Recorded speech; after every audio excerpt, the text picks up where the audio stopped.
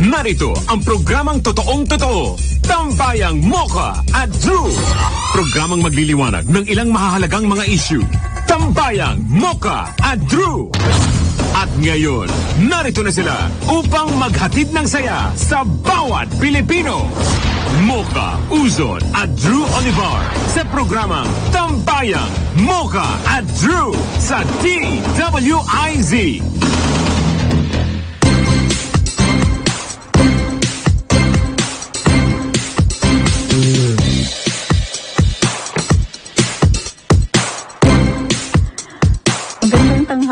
It's February 11, Monday. Ito po ang Tambayang Mocha at Drew.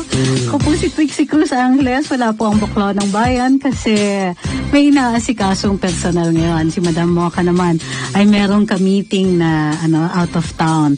So, I guess you have to do with me today. Ang una natin tatalakayan, rice tarification. Ano nangyari dito? Pumasa ang rice tarification law both in Congress and in the House. Pero, ano nangyayari? Diba?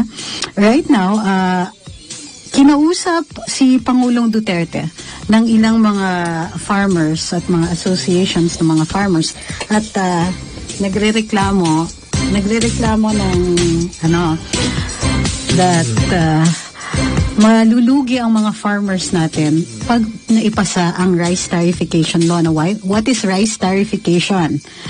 Ito po ay bakit ganun?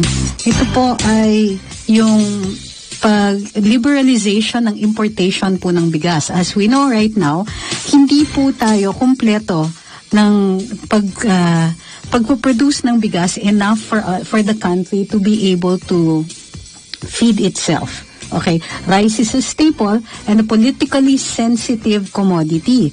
So, that is why we have several agencies already devoted to rice. Dati, ang National Food Authority ay nagko-cover ng several grains which included corn, pero ngayon ay bigas na lang. At due to the rice tarification law, further na naamendahan ang batas ng NFA. Of course, involved din ang Department of Agriculture dito. Ang bigas po, we call it politically sensitive, politically and economically sensitive. First of all, mag-increase lang ng ilang piso ang kilo ng bigas, nakaka-affect na ito. It will determine whether or not a family is going to eat or not be able to get to work dahil sa sikip ng kanilang pagbabudget. Or, it will determine whether or not makakapasok pa ang mga anak nila. So, given the volatility of rice, meron talagang nakatakda dito na ahensya katulad ng ang mga ahensya ng NFA at Department of Agriculture. Now, last year nagkaroon ng major problem dahil sa may alitan ang ang administrator ng NFA at ang kanyang council. Dahil during the critical times na kailangan mag-import at mag-provide ng bigas para sa calamities, mag-imbak for calamities at to ensure na merong food security ang buong bansa, ang NFA administrator ay naghikayat, nag-abiso na sa council na kailangan nang mag-import ng rice. The NFA also guarantees the stability of rice prices sa merkado kasi kapag pagka masyadong tumataas ang binibigay na presyo ng mga private traders, naglalabas ng bigas na mura ang NFA to provide for the poorest families. Katulad na last year, prinovidean yung mga 4Ps at ilang mga targeted areas ng murang bigas dahil tumataas po ang presyo ng bigas.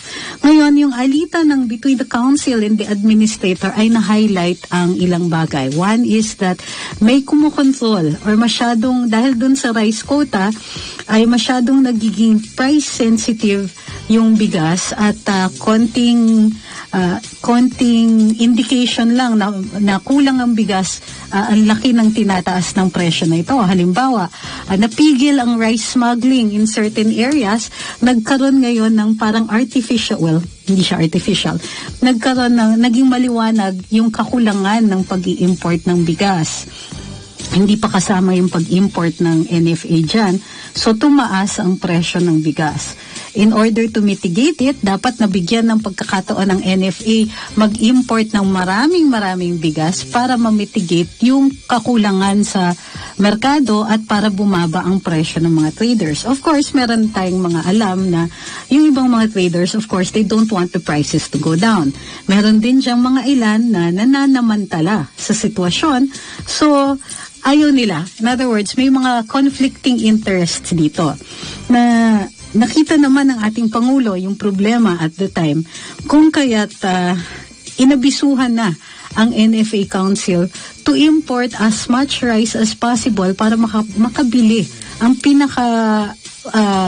poorest sectors, ma-afford ng poorest sectors ng ating lipunan ang murang bigas. Kaya lang, of course, nagka-problema tayo dito. Bukod pa doon, yung kakulangan ng bigas led to increases in inflation. So, meron talagang contribution yung kakulangan ng bigas dito sa inflation.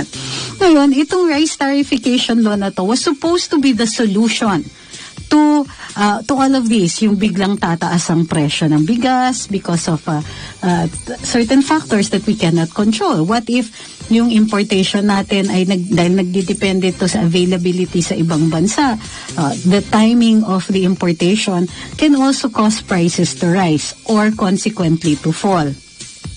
Ang importante is dapat parating may bigas, hindi na price beyond the reach of ordinary citizens and the poorest members of society, at the same time binabalanse natin yung interest ng ating mga magsasaka. Ito yung problema. Yung rice tarification law was supposed to liberalize yung importation ng bigas. And what is liberalization? Dati kasi may quota ang importation natin.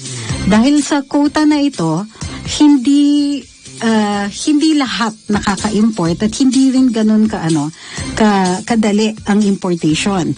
Dadaan pa po kayo sa NFA, kukuha kayo ng permits at only a certain amount ang maaaring mag-import. At merong quota po dun sa amount na maaaring i-import. Bakit po naka-quota ito? Para maprotektahan yung mga farmers natin. Kaya lang, hindi po ganun yung nangyari. Instead, ang nangyayari was that marami pa rin importation pero mura pa rin ang pagbibili ng bigas sa ating mga farmers. Bakit? Kasi yung mga middlemen, syempre, bibili sila pag maraming bigas, magkakabarata ng presyo, minsan i-imbak pa nila yung in-import na rice. So, yung presyo ng bigas was subject to a lot of manipulation and hindi nagbe-benefit yung mga farmers natin dito. So, galing ng timing mo na. Okay. Bago ako tumuloy, huwag niyong kakalimutan mag-like at mag-share po dito sa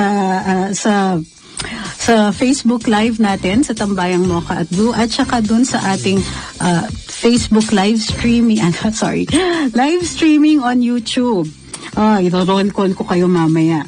Okay, ano yung problema ngayon ng rice tarification law? Ang rice tarification law natin, nag-liberalize ng importation. So, okay lang. Ibig sabihin, there will be more rice and therefore, bababa ang presyo ng bigas. But, what also happened is that tinanggalan ng regulatory powers ng NFA. Tinanggalan din ng kasi yung regulatory powers ng NFA were to prevent things like rice hoarding, to prevent yung untimely na importations para hindi nila kinokompetisyon yung ating mga farmers. So dati, yung quota system, kapag panahon ng harvest, bawal mag-import. Or mag-i-import ka lang yung for purposes of the NFA para i-imbak nila in cases of calamity or in cases na masyadong minamanipulate yung presyo ng bigas. Instead, yung rice tarification law, ang ginawa nila dito was they remove the regulatory function, so hindi na natin mapupulis yung mga hoarders, yung mga nag-a-attempt ng price manipulation, price gouging, etc., yung mga unfair practices. Also, although allowed ang NFA na bumili dun sa ating mga farmers ng bigas, hindi na rin, the NFA will not be able to do that for all of our local farmers. Diba? Hindi rin parating makakabili ang NFA ng local rice. Therefore, the farmers are still will be competing with the lower priced importations. Normally yan, pagka sinabi nating tarification, merong identifiable benefit. At ang benefit dapat dito ng rice tarification ay ang ating mga magsasaka. Instead, ang mangyayari dito sa rice tarification law is we're just allowing the market to be flooded with cheap rice nang walang binibigay na incentive sa ating mga farmers to plant more dahil mas mahal yung bigas nila. Ngayon, maraming reasons kung bakit mahal ang bigas nila. Among other things, yung lack of efficiency, mataas ang mga input costs ng pagsasaka ng bigas. And so, they can't be competitive and neither can they be able to compete with the very, very cheap imported rice. Kahit lagyan mo pa ng tariffs, yung imported rice, it could also still turn out to be cheaper than the locally produced rice. Or, pipilitan mag-underprice yung ating mga farmers and therefore will not be able, kumbaga, magiging losing proposition yung kanilang pagsasaka. Check ko lang yung mga comments ninyo, sabi ni Antonio Harin, home alone daw ako, but they're always here with me. Maraming salamat. So, batiin ko lang, hi Annie, hi Gerald Tan, Maria Angela Kahanding, yung ating mga tambay group. Erlinda Sagka. Okay, nandyan din daw siya. Si Ma'am Edna Biguasen, at saka si Marjorie Andrews. Si Ma'am Fatima Weni Corbito Corpus, andito rin siya. Ito yung mga faithful standbys, including si Ma'am Janet Ikeda. Francis Carandang is also watching sa ating Facebook Live. So maraming salamat dun sa pagtangkilik and dun sa mga hindi pa po nagla-like or share dito sa ating Facebook Live. Please do so. Pati dun sa ating YouTube live streaming, DWIZ 882. Para doon sa mga gustong mag-participate sa mga nakikinig sa atin sa radyo, ang DWIZ text hotline ay 0918-350-2378. Ngayon, pursuant dito sa rice tarification law, sinasabi ng Pangulo, nakausap ngayon ng Pangulo ang ibang mga farmers groups at ilang mga magsasaka natin at humingi siya ngayon ng one-page briefer kung ano ang problema ng mga magsasaka sa ating rice tarification law. And he will take this into consideration kasi hindi pa po napipirmahan ng ating Pangulo ang batas na ito. And it requires the President's concurrence. Otherwise, babalik itong batas na ito to the both houses of Congress at kailangan magka-override vote para dun sa para ma-override yung veto ng ating Pangulo. If they cannot muster enough votes for the override vote, then madidefeat po yung batas and they have to start over in the next Congress.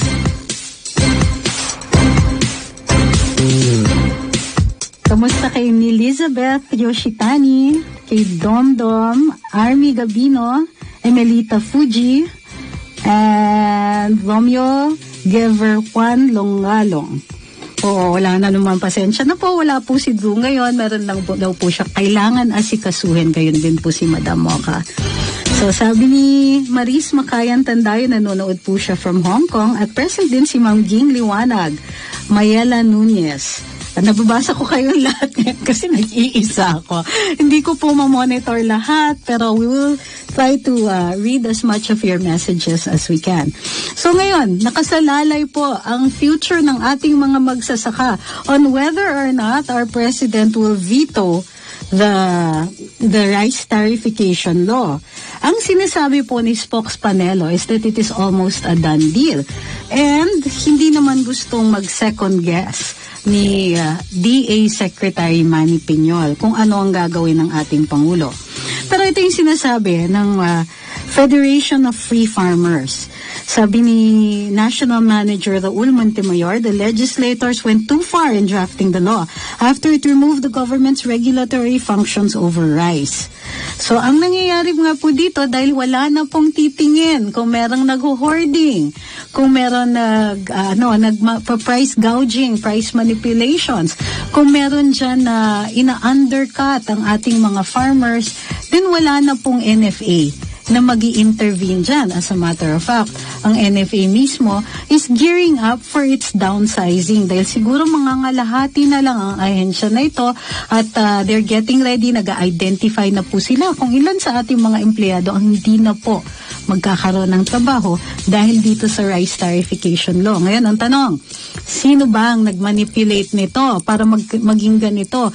Hindi ba nakakita ng ating Pangulo yung possible catastrophic effect on our farmers nitong rice tarification law, which essentially incidental yata yung tarification dito kasi liberalized importation tapos nilalagyan ng import duties. Yung import duties na yun are good for the country, they're good for the government, but without the regulatory functions of NFA and without a balancing of interest dito and without an agency that will see to this kind of balance, then may problema tayo keeping our farmers in business. Marami rin kasing mga other factors kung bakit nahihirapan na maging efficient yung ating mga farmers.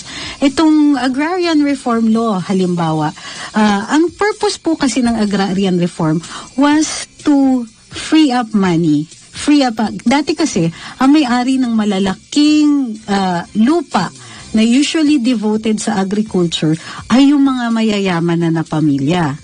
So what agrarian reform does is, targeting nila yung malalaking industry, what we call agricultural estates, dahil nasa pagmamayari ng isang pamilya, pilit kukunin yon, babayaran yung mga may-ari para gamitin yung pera for industrial purposes or for businesses na hindi na related sa agriculture. And in the meantime, you turn over the agricultural businesses, that is farming, to the poorer members of society, yung mga mismong nagsasaka dun sa lupa. In theory, maganda siya, di ba?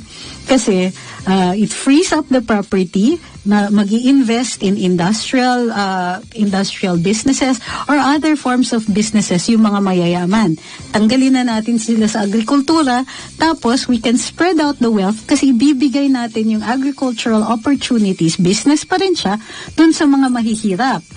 But hindi po maganda ang initial implementation ng ating agrarian reform. Unang-una, yung mga malalaking agricultural estates which were very efficient, were broken up into smaller farms and given to individual farmers. Normally, okay lang yan kung nag-create ng cooperative, i-maintain nyo yung malaking estate pero marami ng mga may-ari. Hindi po ganun ang nangyari. And to some extent, yung ibang mga farmers, dahil malaki yung input nila, malaki yung binabayaran at hindi po sila equipped to handle the business end of farming, marami sa kanila nag-fail. At dahil nag-fail sila, nagiging idle yung lupa, hindi natataniman, and eventually, after so many years na idle yung lupa, it can be reclassified and sold off to other businesses. That is why, hanggang ngayon, hindi na po maibalik yung ating self-sufficiency sa bigas. Although sinasabi na sa atin, ina-assure tayo ni Secretary Manny Piñol na we can we can produce about 80 to 90% of our needs. Hindi po parating ganyan. Sometimes calamities will affect production and sometimes there will be other things also. Yung pagsasara nga ng malalaking agricultural estates, yung mga rice land conversions, at things like also yung yung creeping urbanization, yung lumalaki yung mga cities natin at nawawala yung mga farmlands. Pagka hindi yan reformed land, there is no restriction into how much land you can acquire and then ultimately convert.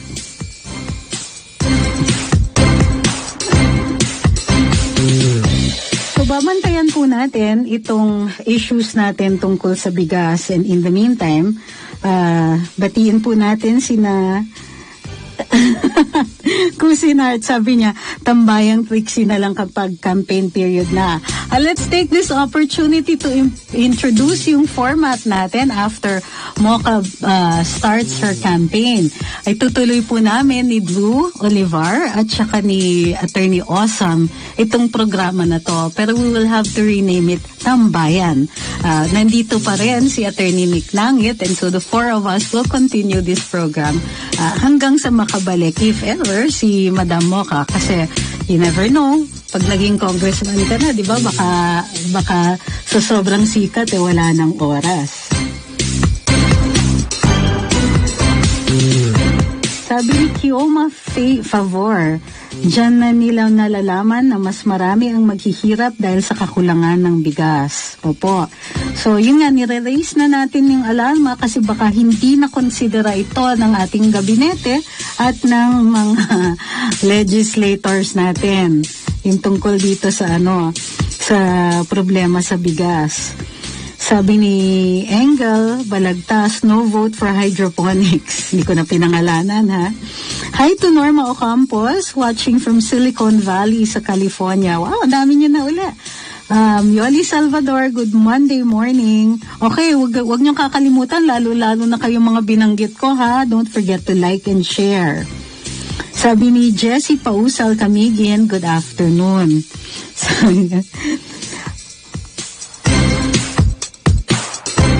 Sabi ni Hil Banyares, yung land titles awarded to farmers under agrarian reform, pwede bang ibenta uli ng mga recipients? Hindi po right away. As a matter of fact, although allowed na gamitin yon for collateral sa mga bangko, hindi po maaaring i-foreclose. So, hindi ko alam how that works, pero maaari lang ma-convert yung property or ma-revert siya away from the farmer kung hindi siya na isasaka for ilang seasons. Nakalimutan ko na yung yung number of seasons, but it pertains to several years. So at first hindi talaga siya pwedeng ibenta, pero kung hindi kaya ng magsasaka at nagiging idle and effectively abandoned yung lupa, then it can revert and it goes back to being ordinary property. Sabi ni Annie, di daw ako nag-share. Hindi ko kaya mag-share kasi kakailanganin ko yung oras during the break. Otherwise, magde-dead air tayo. Huwag kayo masyadong demanding. So, mag-share na lang kayo for me, lalong-lalo na dun sa Luminous na grupo at saka dun sa Mocha Uson blog group. Pakikalampag din si Attorney Awesome na mag-share siya dito. Sabi ni Ging Liwanag, it would be nice if you include Attorney Nick. The platform will be much better. I will miss Mocha though. Of course, hindi naman mawawala si Attorney Nick. And in fact, we've asked him to come in more often. Hindi lang po tayo magta-tax Wednesday, magta-tambay Thursday, and tambay Tuesday din po. Hopefully, regularly si Attorney Nick. It will be campaign period, so marami rin tayong opportunities na pag-usapan yung ating mga kandidato. Kikilatisin din po natin ang ating mga national candidates for Congress. Nagpo-post na po kami ng final lists of candidates dito. Ito mo si Annie, nagtatatawa na. Ulitin ko dun sa mga nakikinig sa atin sa radyo, 0918-350-2378 ang ating DWIZ text hotline. Shout out po sa Zamboanga at saka sa Tacloban listeners natin. Sabi ni Yuisan, have you seen about that mayor in Camarines Norte threatening a citizen taking a video of him quarrying? Actually, yes. At marami na pong nag-point out sa amin dyan. The only reason hindi pa namin tinatalakay ito is because single source po yung story na yon. We need to have it verified by other sources bago po natin pag-usapan ng lubusan. We have to be careful about the stories that we spread kung single source pa lang. Kailangan verifiable po yung nilalabas natin mga storya at yung kinikilatis natin, lalo-lalo na if it pertains to a public official who is running. Baka kung ano magawa, we might be putting out there very negative news tapos hindi verified at hindi, kumbaga, we need to make sure na yung nilalabas nating balita ay merong ibang sources.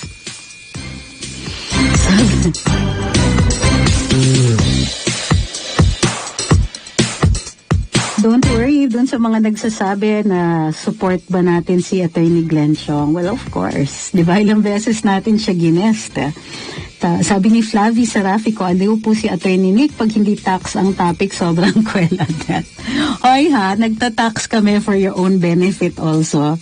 Sabi ni Oy Kat Waynes, okay yung Tax Wednesday and Chika Thursday. Actually, it's Chika Friday. Pero yung Tambay Tuesday and Thursday tayo, which usually is when Attorney Awesome is in.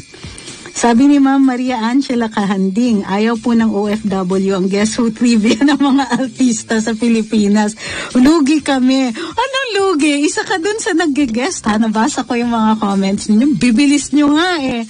Mas magaling pa nga kayong mag-guest ng mga chika kaysa sa akin.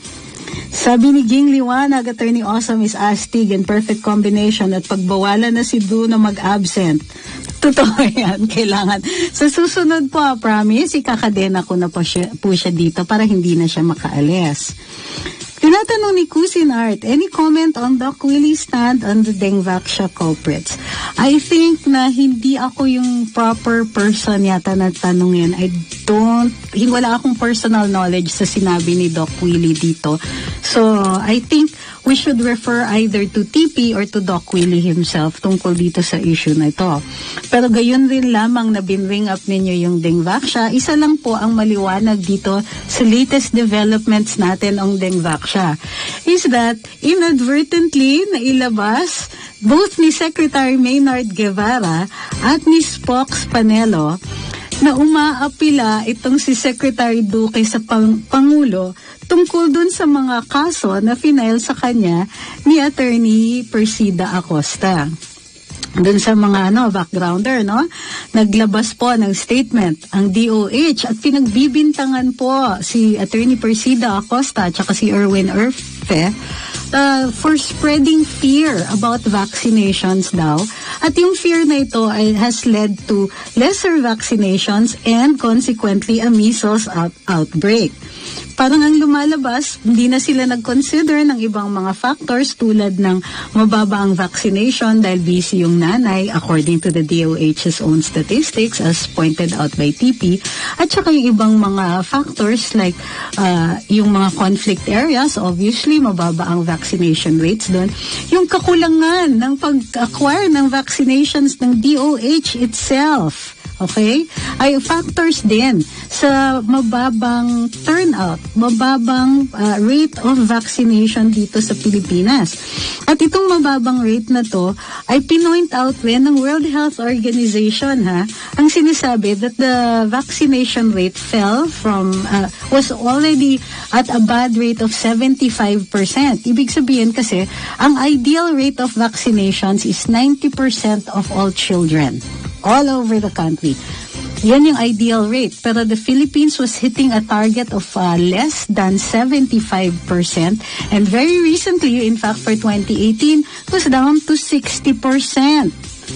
At ang factors dito, DOH identified it, the busyness of the mom, the hindi qualified yung vaccinee, dumadating dun sa sa doktor ay either underaged or hindi pa dun sa hindi pa enough, kumbaga, or undernourished, etc. So may mga factors dyan, hindi undernourished, underaged. Kasi dapat 12 years yung first shot ng MMR.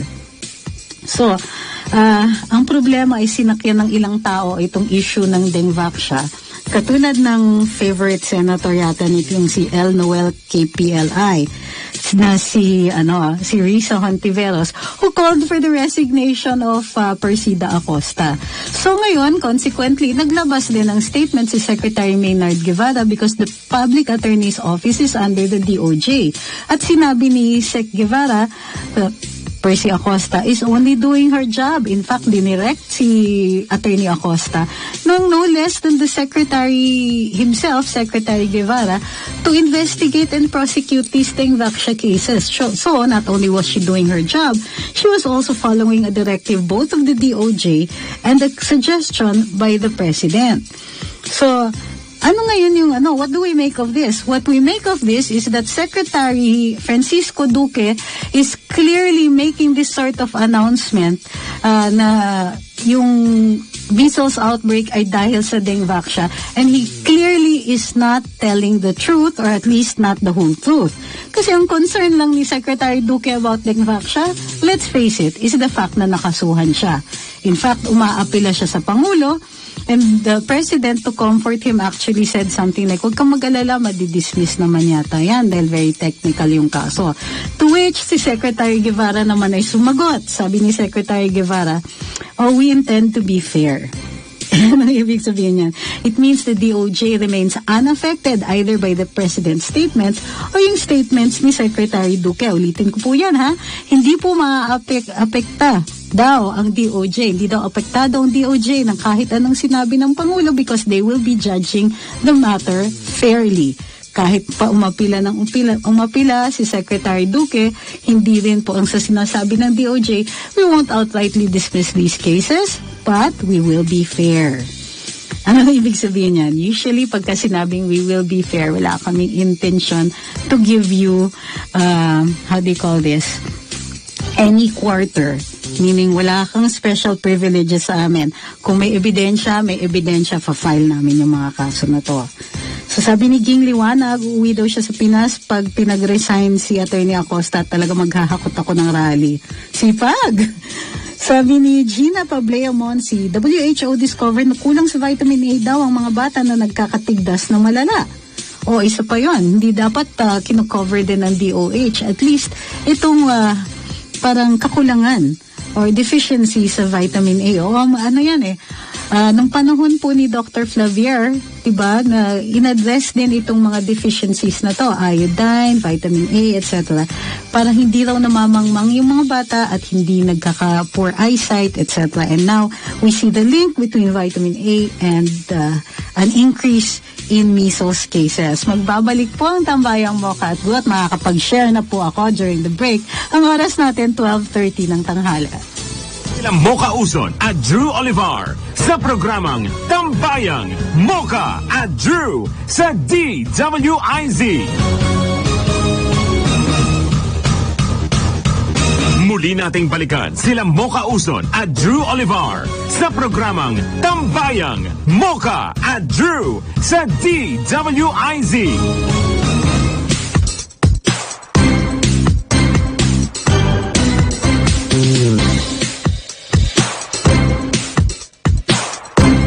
Welcome to the second half of Tambayang Mocha at Drew. Tapusin lang po natin tong issue ng Dengvaxia. May iba pang factors po that have led to a lower rate of vaccination, lalo-lalo na dito sa measles, mumps, and rubella, na covered naman ng ating basic immunization law.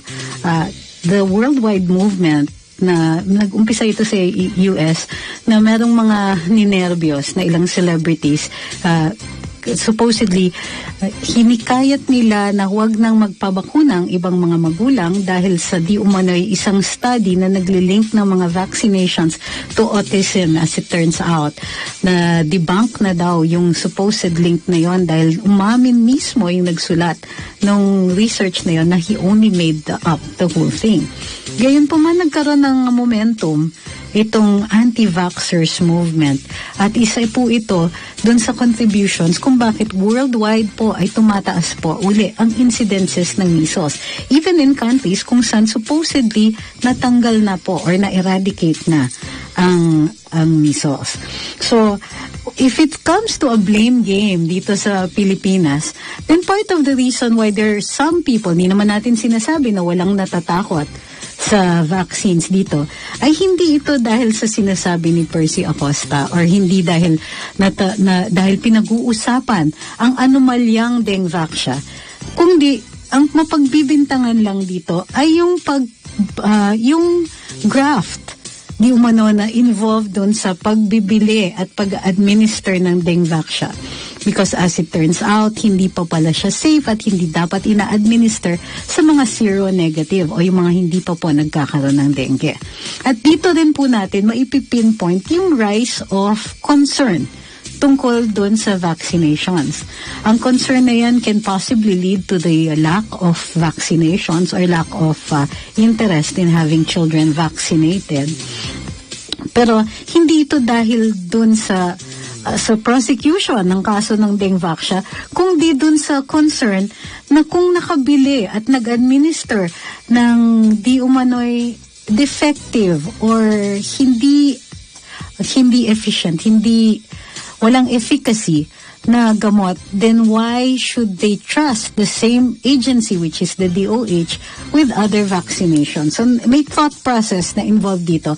And it isn't about the case. It's about the fact na niloko na tayo, or the DOH was rather reckless doon sa pag-administer ng hindi pa proven or hindi pa tested na vaccination. And as it turns out, mukhang tayo pa yung testing. At hindi naman po pumayag yung mga magulang to have their children be subject of the fourth testing tranche of the Dengvaxia vaccine. On to other news. Ito pa. Dahil natalo ang ACT party list po, ay naglabas na naman ng statement at sinasabing they are wary of the continued profiling of our teachers. Ang ibig sabihin nito, kasi natalo sila sa Court of Appeals na dinismiss yung kanilang petition to stop the PNP from profiling or for investigating and asking kung members ba ang ilang mga guro dito sa ACT party list. Nagbunga ito dahil dun sa pagkakasangkot ng ilang miyembro ng ACT, in particular ang pinaka-high profile dito ay involving the Lumad children, kung saan si Franz Castro, representante ng ACT party list sa Kongreso, ay na-involve in the violations of the Indigenous Peoples' Rights Act and possibly of the violation of the Child Abuse Act.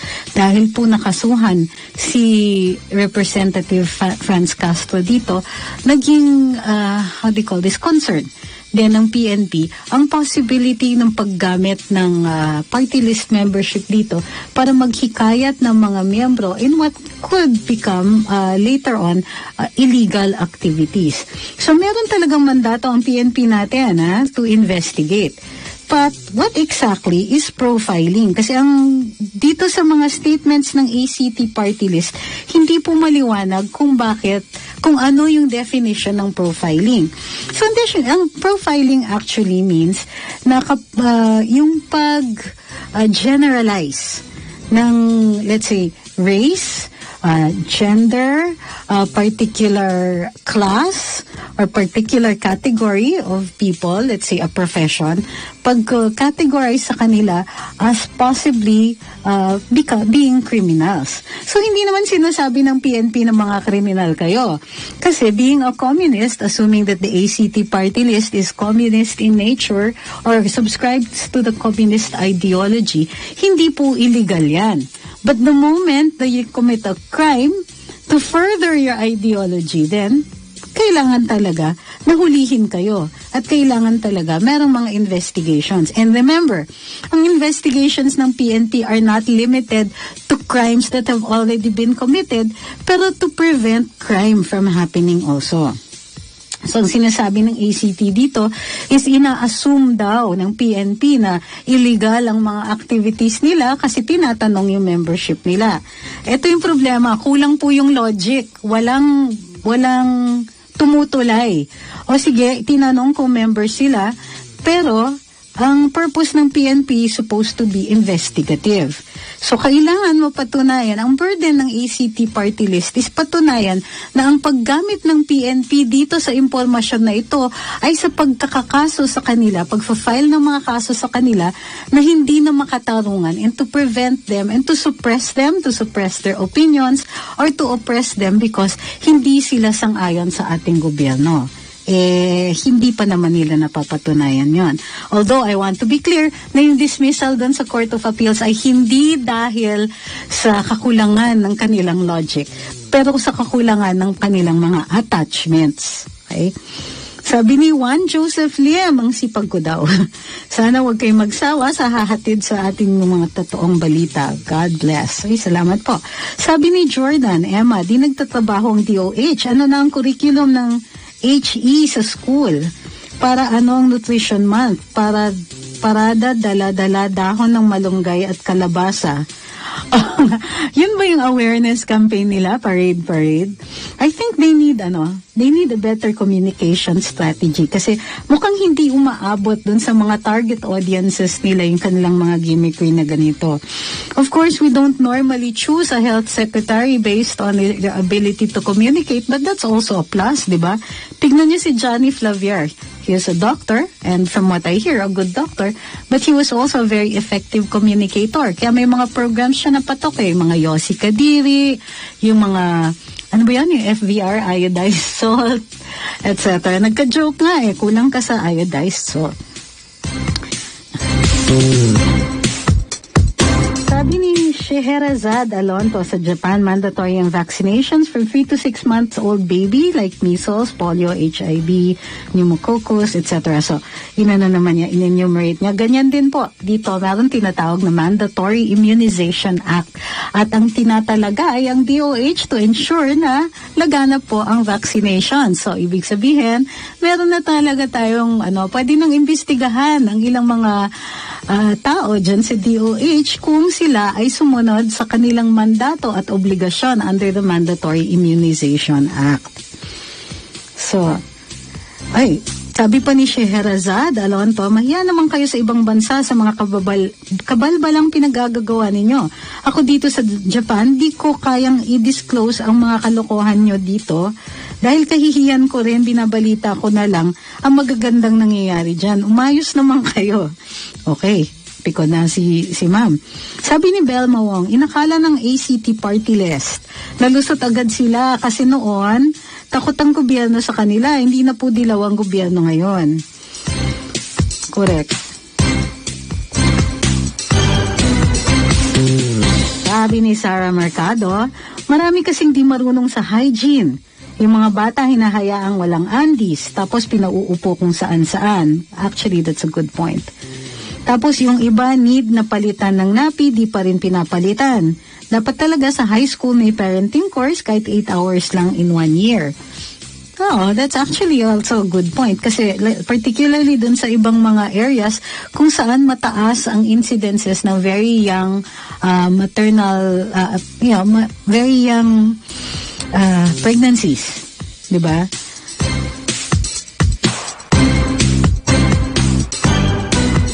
Sabi ni Roland Padua-Gerlan, elitista kasi ang galawan ni Duque di tulad ni Flavier na swak sumasa ang mga DOH campaigns.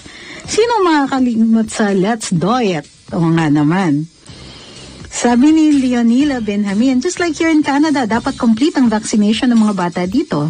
At sabi ni, hindi ko mabasa yung letters kasi kumukhang Korean. Sarap nyo pakinggan, magpaliwanag. Uy, salamat po. Okay, more on this, more on other news. Dito medyo natatawa ako, bawal niyo ako patawahan. Sabi ng, sa Manila Bulletin, the Philippines is sending a delegation to go on a European roadshow on government efforts to address the insurgency and press freedom. Ito na po yata ang iniintay nating programa ng PCOO na i-address ang masamang image ng ating Pangulo at ng ating bayan pagdating sa, how do you call this? Sa press freedom at siguro sa mga EJKs, so mag-roadshow daw ang Philippine delegation. Kasama dito ay mga miyembro ng AFP to talk about the insurgency and the efforts that are being put into it to counter that. At saka kung ano rin ang tunay na sitwasyon dito sa Pilipinas. Kasama dito at kalahok dito sa roadshow na ito ang Presidential Communications and Operations Office at ang mga ipapadala are among others as Assistant Secretary Chris Ablan and Undersecretary Lorraine Badoy. Kayo na po bahala humusga kung bakit kasama si Ma'am Lorraine. Diba?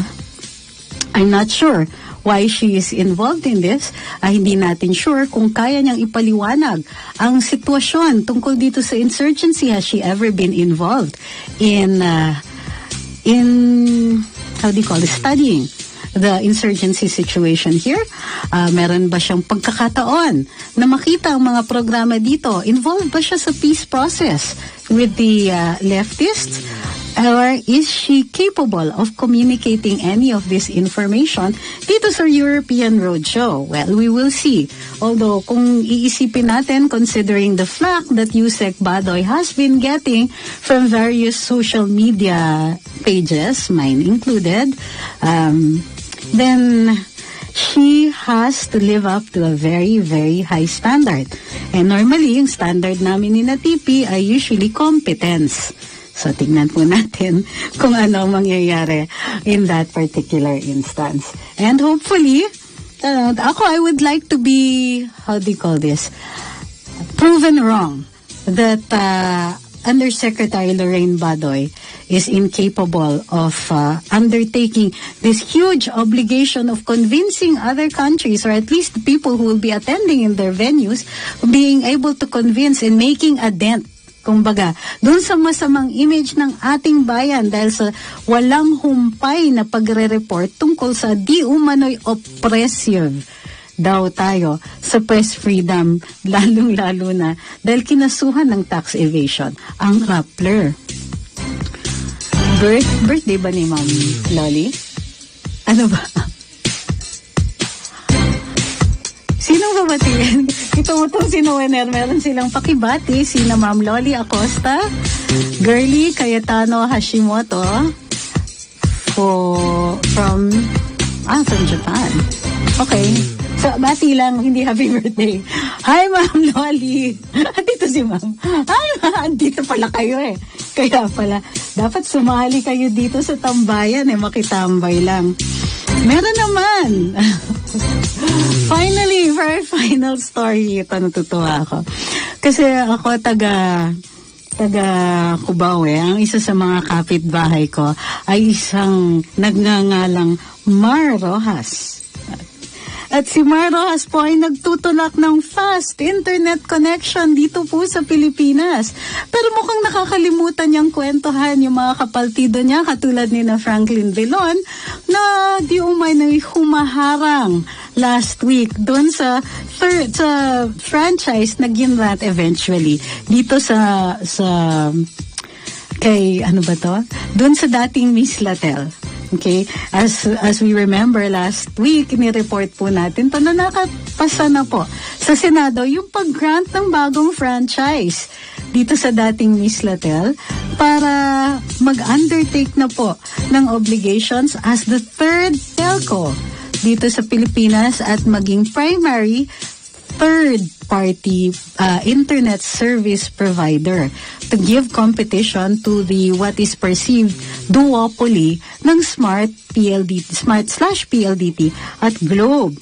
Ngayon, for some reason, si Mar Rojas daw ay nagtutulak ng fast internet connection dito sa Pilipinas at sinasabi niya the reason for this is dahil marami daw jobs ay naka-tie up or must depend on internet. Sir, actually, sa totoo lang, nearly all jobs nowadays require internet connection. Yeah, because malaki pong, it's communications. It's part of communications. Bihira na nga po gumagamit ng landline. So, a lot of business communications are done by email. Yung iba nga, they do already conduct meetings, virtual meetings, either through social media sites or through multi-party link-ups done on the internet. Ang tanong is, bakit ngayon lang naisip ni Mar Rojas ang need for faster internet connection? I mean, where have you been in the past years when you were DOTR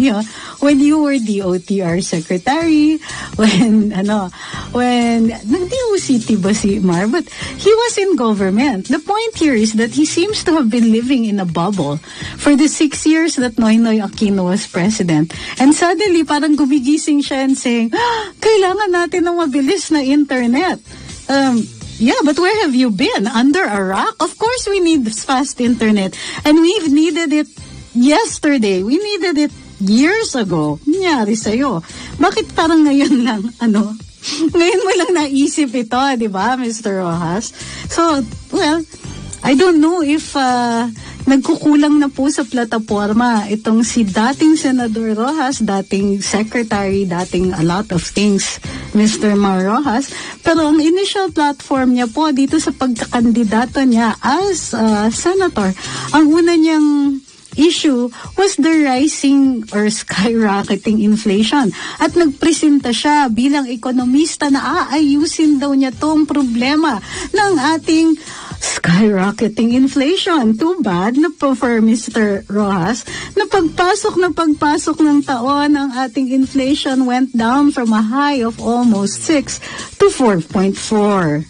So, paano yan? Nawalan siya ngayon ng issue. At dahil nawalan siya ng issue, he had to go through other things. Nag-Zumba pa nga eh. At ngayon, biglang naisip niya, o nga naman, we need faster internet. Well, yeah, actually, na-address na ng ating Pangulo yan. A matter that you failed to address nung time po na nandito ka nasa gobyerno ka ni Noynoy Aquino. Bukod pa dyan, wala nagko-contest nung impression na ang dalawa nating major telcos are aligned with his party / kabaro. Diba? Let's face it, maraming nagsasabi or marami under the impression na ang Smart, PLDT, and Globe are all aligned or kumbaga, kung lalagyan natin sila ng kulay, hindi talaga blue and white ang Globe, kung hindi, it's actually yellow. Diba? Just the same as the other telcos. So, given yung fact na the people who run, the corporations who run our duopoly, are strongly believed to be aligned with Mar Rojas, itong paggising niya ng ganito na, oh yes, we need faster internet. What is he trying to do? Is he trying to show sa atin na hindi na ako aligned dyan sa mga yan. Or I have nothing to do with that. Kailangan na kasi natin talaga ng mabilis na internet.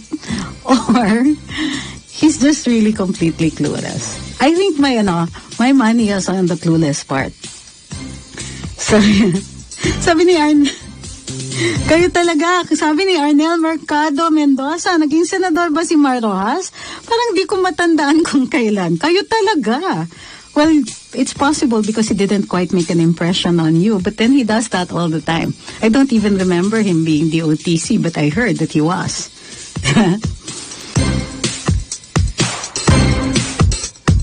Sabi ni Vincent Munoz, of course it's the election. Anything pang pogi points, lokohin mo ang LP mo. Sabi ni Vincent Munoz. Sabi ni Marilyn Tumilap Malones, nagkamping galing si Mar Rojas, kakababa lang galing ng bundok. Kayo talaga. Of course not. Pero mataas talaga ang pader ng bahay niya dun sa Cubao. I can attest to that. So baka naman dahil sobrang magandang buhay behind the high walls of his Cubao mansion, hindi niya alam kung ano nangyayari sa totoong buhay sa labas. Ito nga yung tanong ko kasi magkapit bahay lang talaga kami, well, not exactly right next to each other, but in the same district. And nagtataka ako kasi in my area, dun sa side ko, ang hina-hina pa rin ang internet connection namin.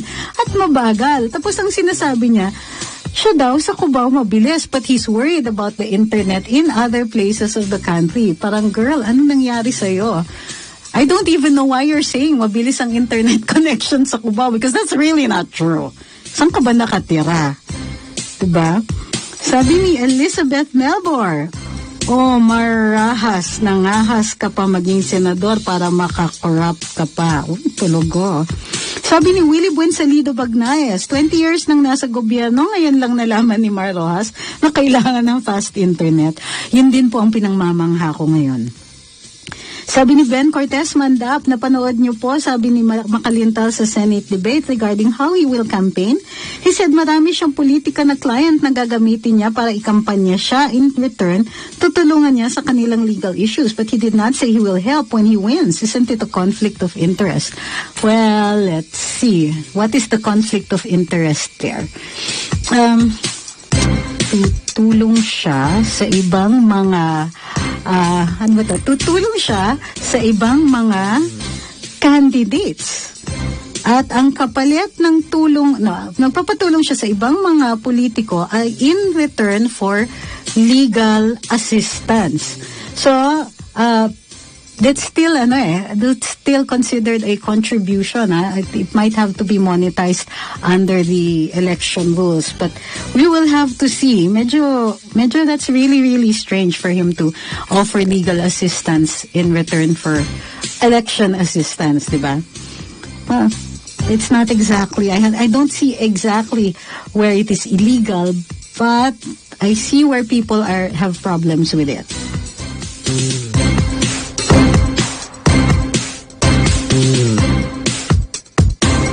Sabi ni Leo Perez, Mar Rojas, magbarbero ka na lang yan, magbarbero ka na lang yan, di mo pa nagawa. Oh, by the way, yung ad ni Mar Rojas na kwentong barbero, pinull out na yata niya. Sabi ni Maria Connie May Orig, natatangi siya lang ang may mabilis na internet. Saan ba siya nakatira? Parang isla yata yung bahay niya. Sabi ni Omar Macadato Sr., Mar Rojas is a stupid, tulog siya sa panahon ni Panot. Pero ngayon, gising, fast internet. Hello, wag mo kaming lokohin, sabi ni, sinesensor ko. Wag mo kaming lokohin, sabi ni Enrile, at bobo lang ang boboto sa iyo, sabi ni Attorney Gadon. Buti nga, pinagtsatsagaan ka pa ni Corinne. Uy, kayo ha. Sa bagay, huwag niyo naman, damay si Corina. I mean, she gets bashed every day.